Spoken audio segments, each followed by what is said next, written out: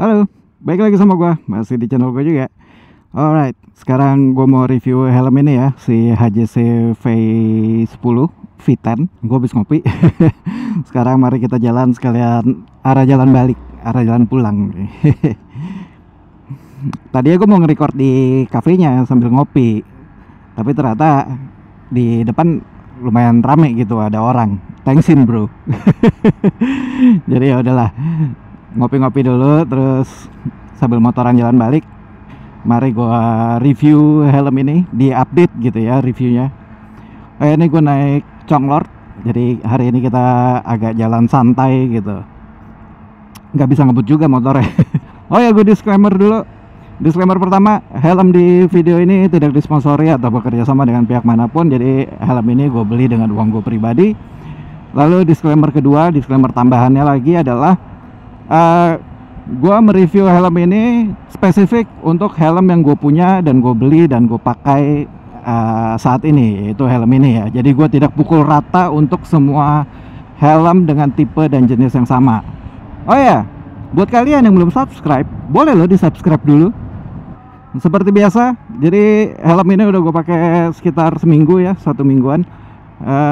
Dari jarak dekat sampai jarak jauh, lalu dipakai di pagi hari, dipakai di siang hari panas-panas, lalu dipakai sore-sore juga, dipakai dari pelan-pelan kayak nih naik Chonglord gitu kan, pelan-pelan gak bisa ngebut, sampai yang rada ngebut gitu, nyobanya pakai Triumph, dari yang nunduk-nunduk naik Cafe Racer, naik si Sabi, sampai yang tegak kayak naik Triumph. Jadi gimana setelah gue pakai 1 minggu ini, helm ini kalau kita bicara soal inner ya, langsung aja ya, ini nyaman. Walaupun waktu gua unboxing dan first impression kan kalian lihat sendiri ya, kayak helm ini agak sempit gitu, karena ukuran L dari helm ini itu memang lebih kecil gitu.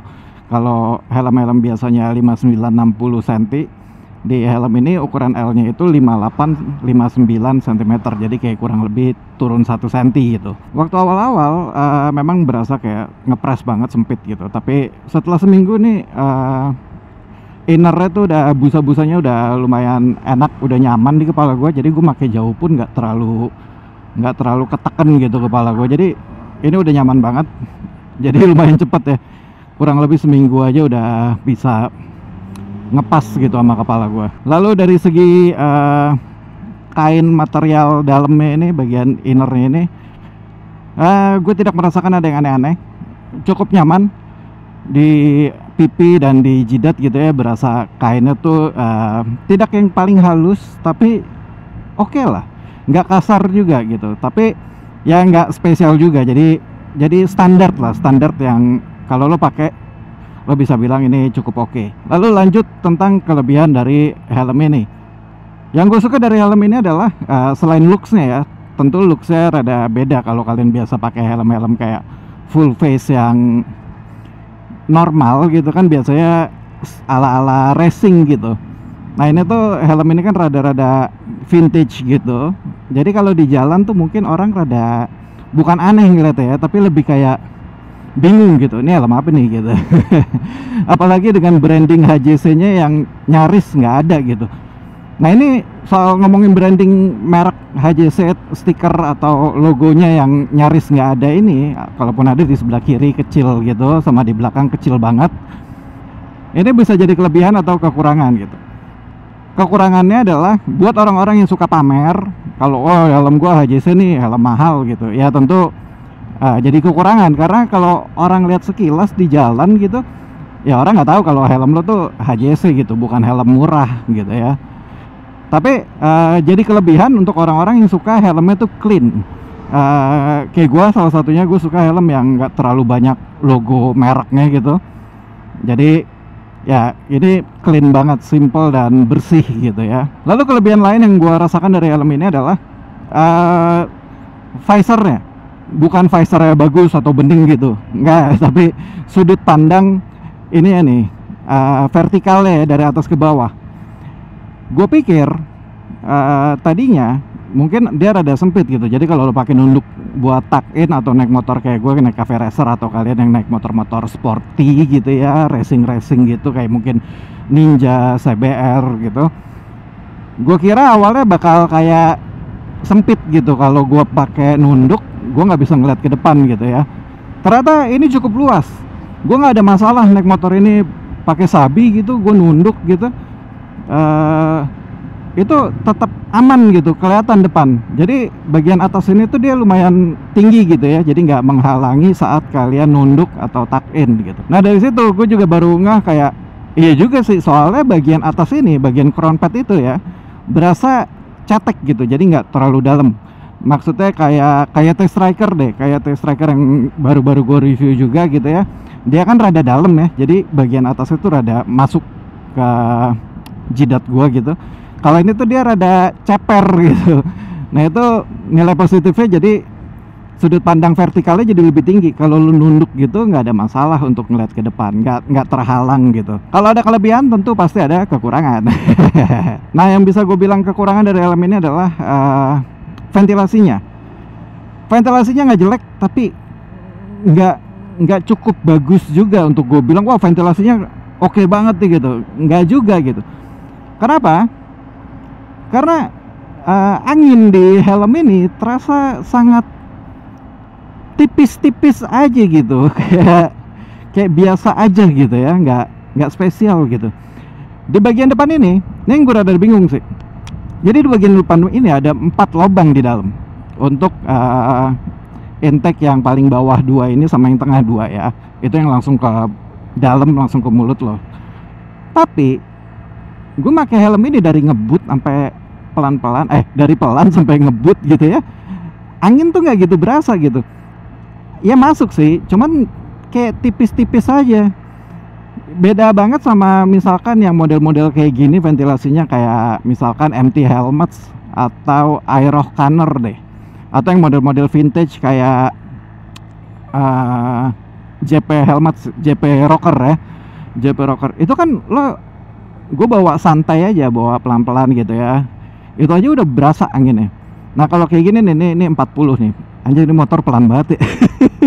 Ini rutenya rada nanjak, terus gue dari tadi speed gue cuma 40 tapi gasnya udah mentok. Nah balik lagi ke helm, angin tuh kurang berasa gitu. Kalau lo bawa agak kencang dikit ya memang berasa. Kalau lo bawa ngebut ya pasti berasa, semua helm juga kayak gitu. Cuman di helm ini rada tipis banget gitu angin yang masuk ke dalam. Di bagian atas ini juga tidak spesial. Ini mungkin karena yang gue bilang lubangnya tuh kecil gitu ya, lubang dari depan dan lubang di dalam di EPS foam ya, itu juga kecil, jadi nggak gitu berasa juga. Beda banget kalau yang jidat tuh berasa kayak T-Striker. Kayak T-Striker tuh di bagian jidat ini gue berasa dingin gitu kalau gue bawa motor kecepatan menengah gitu ya, nggak perlu ngebut banget gitu, itu tuh udah berasa dingin gitu. Tapi di helm ini kurang berasa. Jadi bisa gue bilang ventilasinya untuk bagian intake ya, karena exhaustnya juga nggak ada ya, jadi gue ngomongin intake aja. Bagian intake itu agak kurang sih, maksudnya dibandingkan helm-helm lain yang pernah gue review gitu. Mengingat harganya yang kalau lo beli baru ini kan 4,3 juta. Tapi ya kalau lo nyari helm yang adem, lu suka pakai lama siang-siang naik motor, terus siang-siang terus jauh perjalanan, terus lu nyari helm yang adem, gue bisa bilang ini rada kurang sih. Itu salah satu kekurangan terbesar dari helm ini. Gue berapa kali ke cafe gitu, ngurus cafe kan jauh ya kan, dan kalau gue pulang dari cafe itu kan siang-siang, jadi pas lagi panas-panasnya nih, ya itu berasa sih keringetan pala gue.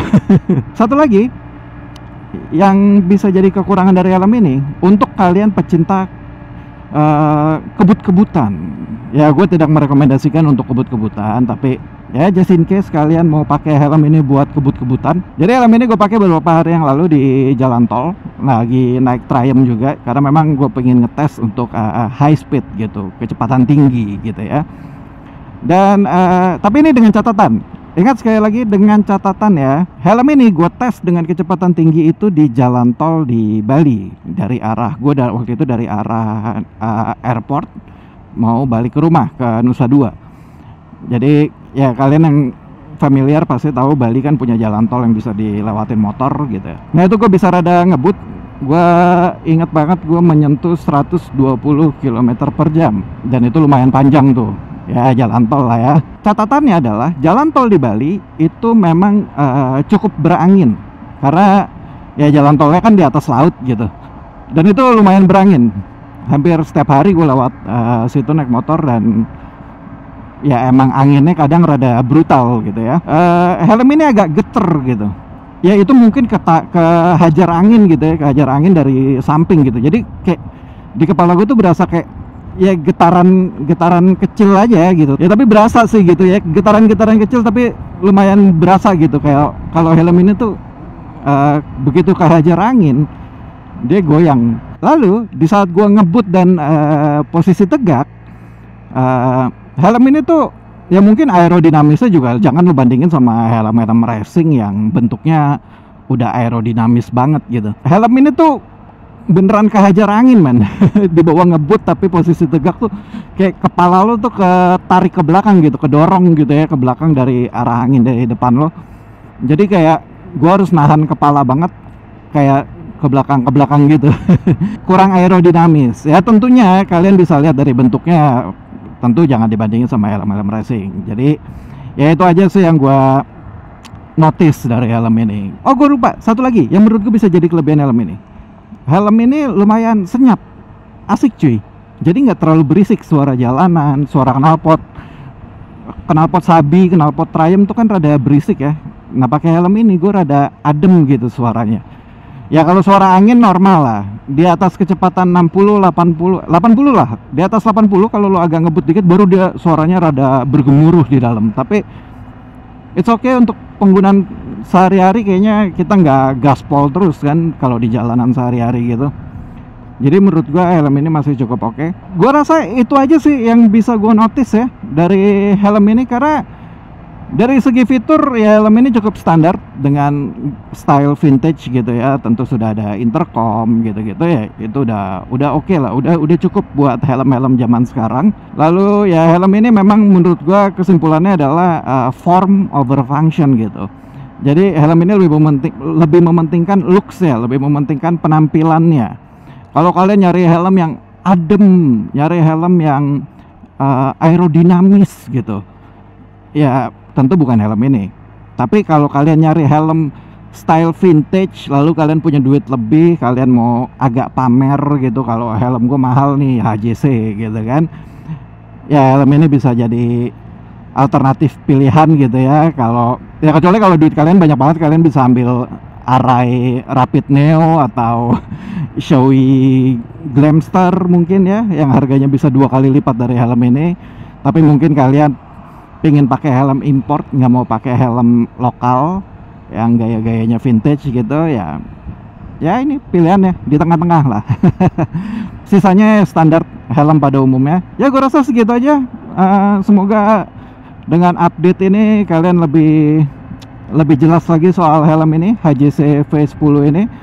Semoga semakin tercerahkan mungkin yang lagi lihat-lihat helm ini, yang lagi kepikiran untuk beli helm ini, apakah sesuai dengan keinginan kalian gitu kan. Ya semoga video ini bermanfaat untuk kita semua. Thank you banget buat kalian yang udah subscribe di channel gua. Thank you banget yang udah nge-like, udah komen gitu ya. Thank you banget. Kalau kalian mau nonton video-video gue yang lain, nanti gue taruh di sebelah kiri atau di sebelah kanan seperti biasa. Kalian tinggal klik aja. Gue rasa cukup sekian ya, biar nggak kepanjangan videonya. Thank you guys. Kita ketemu lagi di video-video gue berikutnya. Bye bye.